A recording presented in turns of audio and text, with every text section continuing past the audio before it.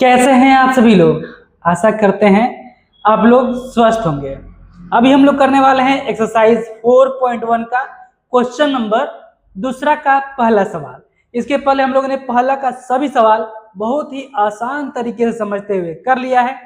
अब इसको हम लोग पढ़ते हैं, समझते हैं, फिर इसको हल करते हैं। अगर वीडियो आपको पसंद आए, अच्छा लगे, समझ में आए तो चैनल को सब्सक्राइब जरूर कीजिएगा। कह रहा है कि निम्न स्थितियों को द्विघात समीकरण के रूप में निरूपित कीजिए। यहाँ पर जो स्थिति लिखा गया है उसको द्विघात समीकरण के रूप में दर्शा देना है, बस इतना ही करना है। कह रहा है कि एक आयताकार भूखंड का क्षेत्रफल 528 मीटर स्क्वायर है। क्षेत्र की लंबाई मीटरों में चौड़ाई के दुगुने से एक अधिक है। चौड़ाई के दुगुने से एक अधिक है। हमें भूखंड की लंबाई और चौड़ाई ज्ञात करनी है। चलिए समझिए। एक आयताकार भूखंड है। आयताकार भूखंड कैसा होगा? आयताकार भूखंड कुछ इस प्रकार का होगा। जैसे मान लेते हैं ए, बी, सी और डी, इस प्रकार होगा। इसका क्षेत्रफल दिया है 528 मीटर स्क्वायर। उसके बाद से कह रहा है कि इसका लंबाई चौड़ाई के दुगुने से एक अधिक है। चौड़ाई के दुगुने से एक अधिक है। तो देखिए यहाँ पे लिखते हैं हल लिखने के बाद यहाँ पर हम मान लेते हैं, क्या मान लेते हैं? चौड़ाई। माना कि आयताकार भूखंड की चौड़ाई, आयताकार भूखंड की चौड़ाई, आयताकार भूखंड की चौड़ाई, आयताकार भूखंड की चौड़ाई बराबर x मान लेते हैं। x मान लिए, तब कह रहा है कि लंबाई जो है वह चौड़ाई के दुगुने से एक अधिक है। तो इसलिए लंबाई क्या हो जाएगी? लंबाई चौड़ाई से दुगुना के एक अधिक, यानी कि 2 इंटू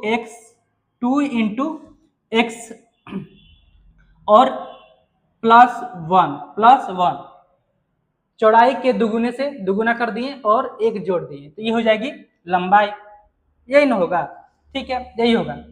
अब आपको तो पता ही है, क्या पता है कि आयत का क्षेत्रफल बराबर क्या होता है? आयत का क्षेत्रफल बराबर क्या होता है? तो लंबाई गुणे चौड़ाई होता है। तो आयत का क्षेत्रफल यहाँ पे दिया हुआ है 528 मीटर स्क्वायर। तो लंबाई गुणे चौड़ाई होता है, तो अगर हम यहाँ पर लंबाई 2x + 1 और चौड़ाई x दोनों को गुणा कर दे तो हम लोग इसके बराबर लिख सकते हैं 528 मीटर स्क्वायर के बराबर। तो अब यहाँ पर हम इसको गुणा कर दे तो 2x इंटू एक्स, तो ये हो जाएगा 2x स्क्वायर और x इंटू 1, तो ये हो जाएगा +x इज इक्वल टू 528। अब 528 को हम इस बगल ला दें तो 2x स्क्वायर प्लस x, इधर प्लस में इधर आएगा तो माइनस में, -528 बराबर हम लोग 0 लिख सकते हैं। यही हो जाएगा आपका आंसर। यही क्या हो जाएगा? आपका आंसर। हमें क्या करना था? द्विघात समीकरण के रूप में निरूपित करना था, तो हमने यहाँ पे इसको द्विघात समीकरण के रूप में निरूपित कर दिया, तो यही आपका हो जाएगा आंसर। तो अगर यह सवाल आपको समझ में आया, वीडियो पसंद आया, तो प्लीज चैनल को सब्सक्राइब जरूर कीजिएगा, लाइक जरूर कीजिएगा और अपने दोस्तों के साथ शेयर जरूर कीजिएगा। अब हम लोग देखते हैं अगला सवाल।